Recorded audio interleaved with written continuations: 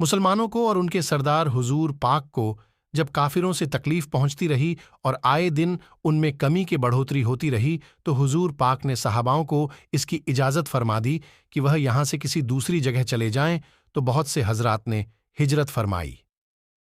حبشہ کے بادشاہ نصرانی عیسائی تھے اور اس وقت تک مسلمان نہ ہوئے تھے، مگر ان کے رحم دل اور انصاف پسند ہونے کی شہرت تھی۔ نبوت کے 5ویں ورش رجب کے مہینے میں پہلی جماعت کے 11 یا 12 مرد اور 4 یا 5 عورتوں نے حبشہ کی طرف ہجرت کی۔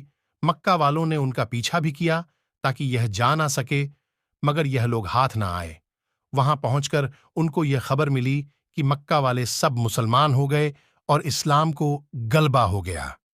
اس خبر سے یہ حضرات بہت خوش ہوئے اور اپنے وطن واپس آ گئے، لیکن مکہ مکرمہ کے قریب پہنچ کر معلوم ہوا کہ یہ خبر غلط تھی اور مکہ والے اس طرح اس سے بھی زیادہ دشمنی اور تکلیف پہنچانے میں مصروف تھے، تو بڑی دقت ہوئی۔ ان میں سے بعض حضرات وہیں سے واپس ہو گئے اور بعض کسی کی پناہ لے کر مکہ مکرمہ میں داخل ہوئے۔ یہ ہے حبشہ کی پہلی ہجرت کہلاتی ہے۔ اس کے بعد ایک بڑی جماعت نے جو 83 مرد اور 18 عورتیں بتلائی جاتی ہے الگ الگ ہو کر ہجرت کی، اور یہ حبشہ کی دوسری ہجرت کہلاتی ہے۔ بعض صحابہ نے دونوں ہجرت کی اور بعض نے ایک کافروں نے جب یہ دیکھا کہ یہ لوگ حبشہ میں چین کی زندگی بسر کرنے لگے تو ان کو اور بھی غصہ آیا اور بہت سے تحفہ لے کر گیا، اور اس کے خاص اور پادریوں کے لیے بھی بہت سے ہدیہ لے کر گیا۔ جا کر اول پادریوں سے اور حاکم سے ملا اور تحفہ دے کر ان سے بادشاہ کے یہاں اپنی سفارش کا وعدہ لیا، اور پھر بادشاہ کی خدمت میں یہ شخص حاضر ہوا۔ اول بادشاہ کو سجدہ کیا، پھر تحفے پیش کر کے اپنی درخواست پیش کی، اور رشوت خور بادشاہ نے تائید کی۔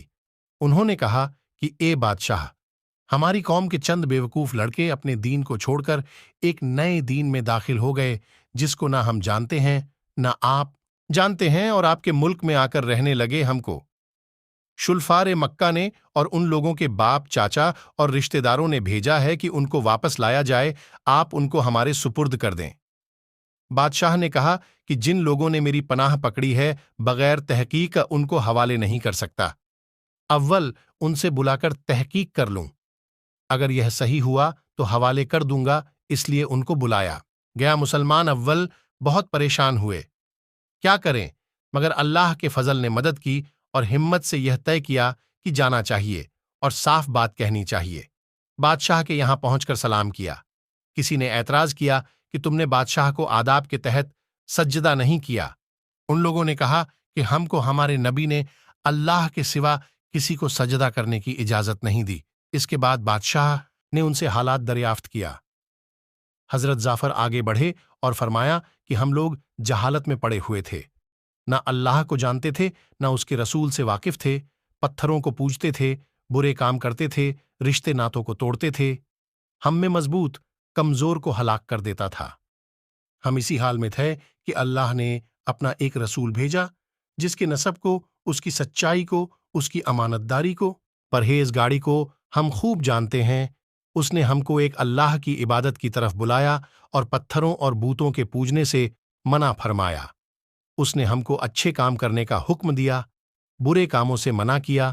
اس نے ہم کو سچ بولنے کا حکم دیا، امانت داری کا حکم کیا، رشتے جوڑنے کا حکم کیا، پڑوسی کے ساتھ اچھا برتاؤ کرنے کا حکم کیا، نماز، روزہ، صدقہ، خیرات کا حکم دیا، اور اچھے اخلاق، تعلیم اور جھوٹ بولنا، بدکاری، جھوٹ بولنا، یتیم کا مال کھانا، کسی پر تہمت لگانا اور اس قسم کے برے اعمال سے منع فرمایا۔ ہم کو قرآن پاک کی تعلیم دی، ہم اس پر ایمان لائے اور اس کے فرمان کی تعمیل کی جس پر ہماری قوم ہماری دشمن ہو گئی اور ہم کو ہر طرح ستایا۔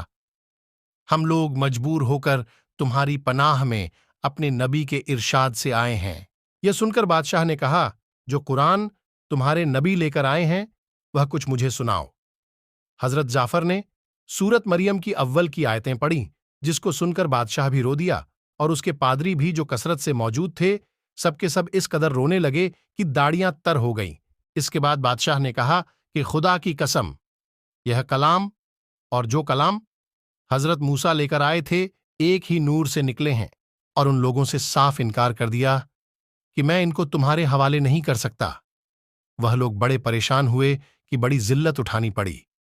آپس میں صلاح کر کے ایک شخص نے کہا کہ کل میں ایسی تدبیر کروں گا، بادشاہ ان کی جڑ ہی کاٹ دیں۔